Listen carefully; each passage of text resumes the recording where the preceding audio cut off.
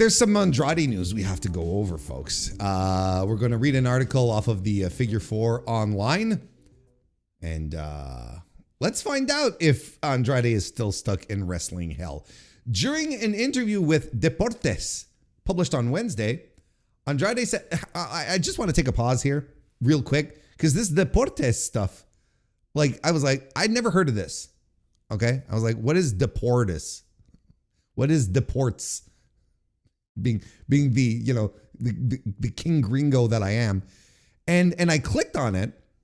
And then I'm like, I don't want to get copyright claimed here, but I'm looking at this. I'm like, holy shit. Wait a second. Like, this is like a real sports setup. Like, this is not like some dopey podcast. This is on TV Azteca. And you look at, you got the setup here and everyone's like matching colors. Like there's, you know, like matching the blue, you know, the atmosphere here. And I'm like, fucking A. He was on like a legit, like I have no idea, but I don't know what it is, but what it looks like, the vibe that I'm getting from it is like, okay, he was invited on a big time real deal sports show to come talk about his WWE contract situation and why he's not wrestling in AEW. And I'm like, fuck yeah. Good for him. Good for Andrade. And I watched it a bit obviously, because, you know, I don't speak Spanish, but look at this guy. Look at how happy he is. Keeping It 100 podcast. This is not, no, no, you know, recording out of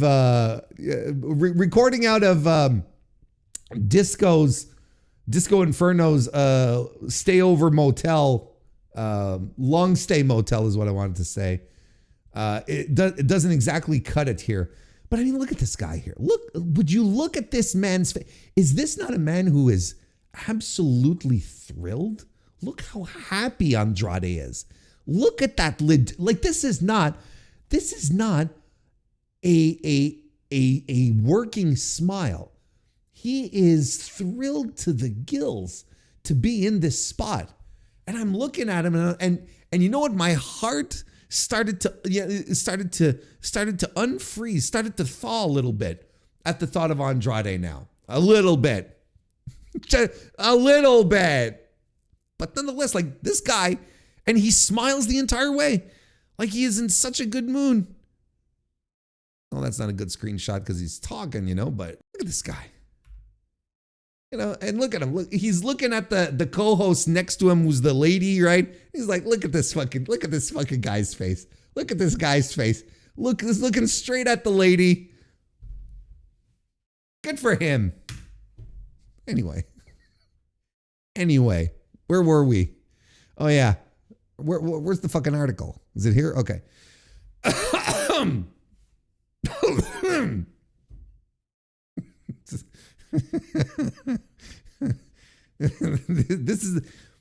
I'm a streamer. During an interview with Deportes.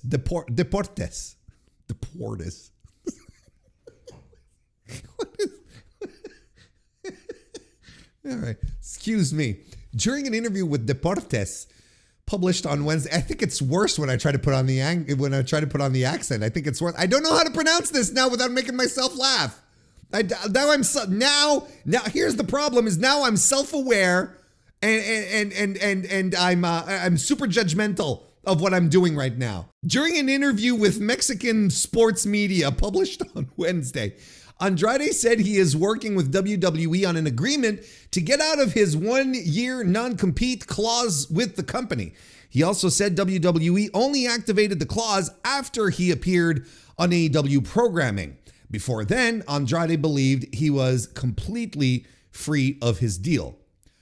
My lawyers are already talking with WWE's lawyers and they're reaching an agreement. I don't know the exact date, Andrade said during the interview, which was translated from Spanish.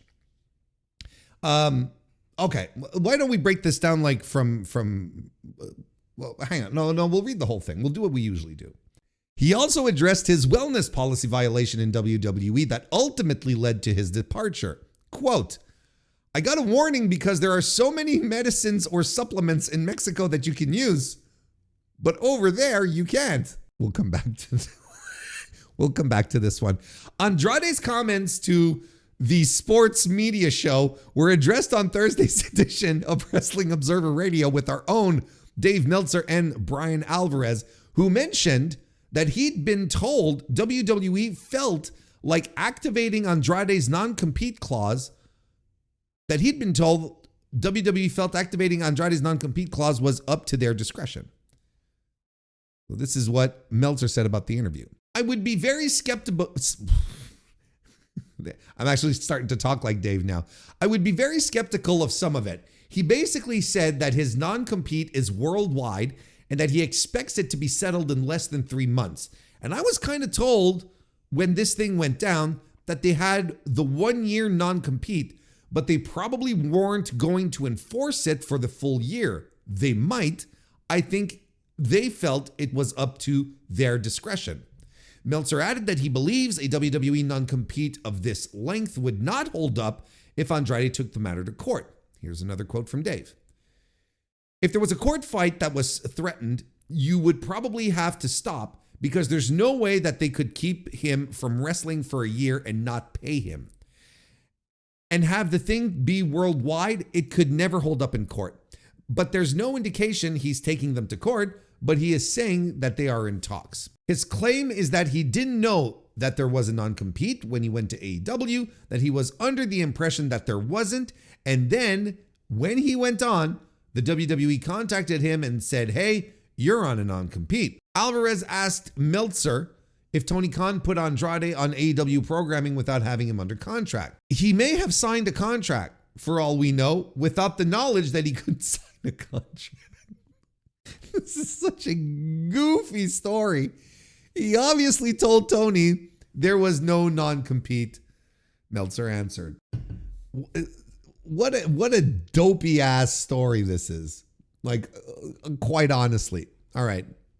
Let's break this down a little bit. So, first of all, we're just going to go straight for this, okay? I got a warning in regards to the wellness policy. I got a warning because there are many medicines or supplements in Mexico that you can use, but over there, meaning the US, you can't, right? Or WWE. Oh, really?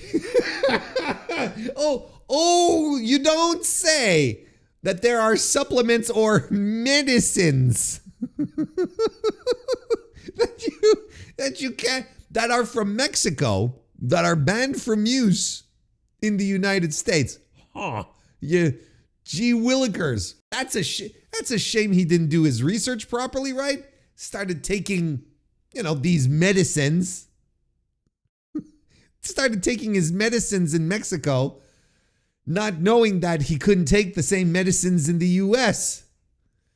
So it really makes you wonder, what the hell has he been taking? Look, I should have umbrellaed this with before getting into it. I should remind everyone that this is Andrade, okay? And he is a pro wrestler to the core, and he has no problem making shit up as he goes along.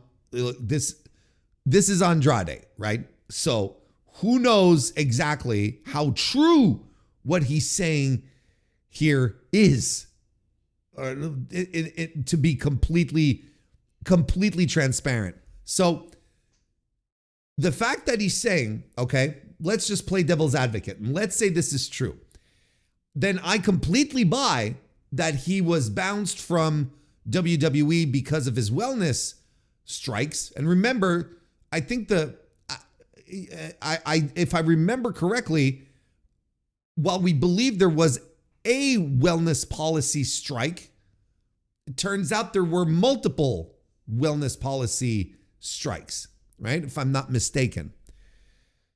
So I can believe that this happened then, and then it sort of removes from the table, again, if this is true, it removes from the table the assumption that a lot of people had that maybe Andrade was on drugs, like straight up recreational drugs. And I'm not talking marijuana. That might be something that this comes to counter argument. Again, if this is true, because he could be just 100% bullshitting here.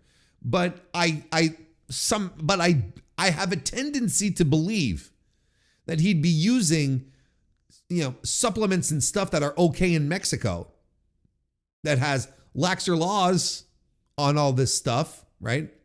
And the sale of this and whatnot, that maybe is a little more regulated in the United States. I buy that.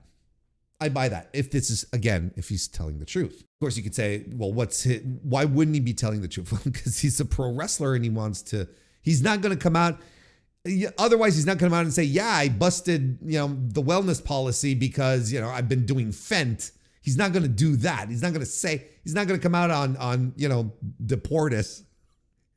He's not going to come out on the media show, on the Mexican sports media show and say, yeah, I'm shooting up, I'm shooting up heroin and popping Molly before each match. That's not how it works. He's not going to do that. My lawyers are already talking with WWE's lawyers and they're reaching an agreement. That could 100% be bullshit, or it could be that it's the absolute truth. There's really no way at this stage, there's really no way of knowing. But I feel like if he's going on television, even if it is in Mexico, I feel like if he's going on television to talk about this a little more openly, address some of the issues that got him fired in the first place, and then he's talking about it on a public forum like this, I would assume that there is some kind of resolution coming up, or maybe that has already been settled, and he's just gonna go for it, right? Because otherwise, WWE could turn around and continue enforcing the 1 year non-compete if they really wanted to. I mean, look what they did to Ridge Holland when he went online and said, yeah, look, it kind of sucks. They're not taking care of me. And they're like, okay, fuck you. We're completely cutting you off now. Fuck your, fuck your severance pay and whatever, right? This is how this company operates. This is how WWE operates. So maybe there is I would assume that at this point there's a deal that's been worked out. There's something that has happened, and WWE is going to relent on the 1 year non-compete, and then he's going to be able to go back to work, because there is, like Dave said, but we even said this at the start, there is no way a 1 year no compete clause holds up in any court in the United States of America. It does not stand up. And especially if it's a worldwide non-compete. This is the first we heard about this being a worldwide non-compete, right? If it's a worldwide non-compete for 1 year without receiving any pay from WWE, insane. That is crazy talk. It would not hold up in any court. So maybe he did have a lawyer reach out and say, well, we're going to take this to court. And the problem is that if it does go to court, if WWE does not want their contracts challenged, they will have to settle out of court for this. And they probably don't want to give Andrade any more money. So they're probably, their best outcome here is just to go, okay, yeah, you can go do your thing. It'll be less costly for them. It'll be less costly because it'll be less costly regardless of what happens. If they settle out of court, is what I'm trying to say. If they settle out of court, they have to give Andrade money. And they already don't want to give him money, so they probably don't want to do that. And if they go full on with a trial and their contract gets exposed to the world. That's something they don't want. And they don't want their non-competes to be challenged in court because the non-competes cannot stand in court and that will be torn apart. So they don't want that either. It's crazy that the wrestlers don't realize how much power they have over WWE in this circumstance. It's really kind of weird that they don't stand up to the company more because they don't want this information out. They just don't want it out. So, like Dave said here, he basically said his non-compete is worldwide and he expects it to be settled in less than 3 months. I would assume then that there's something that has been worked out. And I would assume probably at this point that WWE said, okay, look, we are going to shorten the deal and we'll just, instead of doing a year, we'll do the typical 90 days. And they both agreed to that. They shook hands or whatever, and they're ready to move on. And then Andrade, what is he doing? There's a very fair chance that all of that Andrade's doing here is creating a narrative around, he's just creating a narrative around his team going to bat for him and getting the results that he wanted. When in reality, maybe it's just WWE relenting and going, you know what, let's just do the 90 days and never speak of this again type of thing, right? That's all. It might not be even that complicated. It might not be even that complicated a situation. Because look, Tony Khan refused to talk about Andrade when he went on Ariel Helwani. On an interview where he was saying, everyone is great. CM Punk is great. Cody Rhodes is great. Everyone's great. Well, Karrion Kross was not referred to as great, but that's something else. But in an interview where Tony Khan was just giving his opinion on everything, when Andrade was brought up, Khan was like, nope, I'm sorry. I cannot talk on this. I cannot speak on this at all because it's litigious. And now Andrade, he's going on TV in Mexico, just talking about it, going like, 3 months should be up. My lawyers are kick ass. And all the goofy shit we take in Mexico to make us look big and plump. We can't do that in the US. It's wild shit. Like if this was a guy that was about to be embattled with a court case, he wouldn't be going on TV to say these things. He'd be laying low. He'd be shutting the fuck up, kind of like what Tony's doing. Tony's motive was, I am not saying anything because I don't want to mess anything up for Andrade. I'm just shutting up. That's all I'm doing. Which is a wise thing to do when there are legal proceedings going on, right? So, look, what I glean from this is that Andrade is probably going to be in AEW sooner than later. Much, much sooner than we expect. Was it his crack team of legal representation that was able to have WWE change their mind? Maybe. Again, WWE is not in a position of strength when it comes to their contracts on this level because they do not want their contracts being out there. They don't want these clauses being challenged. And AEW doesn't want either. Let's be honest. AEW does not want these independent contractors' contracts to be brought out into the open and challenged in court. Their validity. AEW doesn't want that either, folks. Okay. So no one really wants that. Does that mean that, does that mean that this is the leverage that Andrade's lawyers used? Could be all along. WWE was like, look, we're going to enforce 90 days. Maybe not all along, but maybe, recently. We'll do 3 months. We'll do the typical 90 days and then you're free to do whatever the fuck you want. And maybe Andrade is just starting to take a very low-key victory lap here. I mean, good for him. Look, because, he should be able to work wherever the fuck he wants. But I will punctuate this. I will end this with one last thought.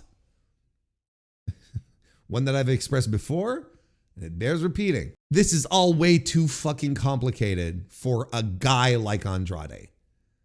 Like, this is the kind of shit that if you were bringing in, you know, if AEW was bringing in a guy like Roman Reigns, you know, or CM Punk somehow returning, you know, then you're like, okay, well, I can understand that this is real torturous and twisty stuff because WWE, that was one of their top stars, and AEW and all of that.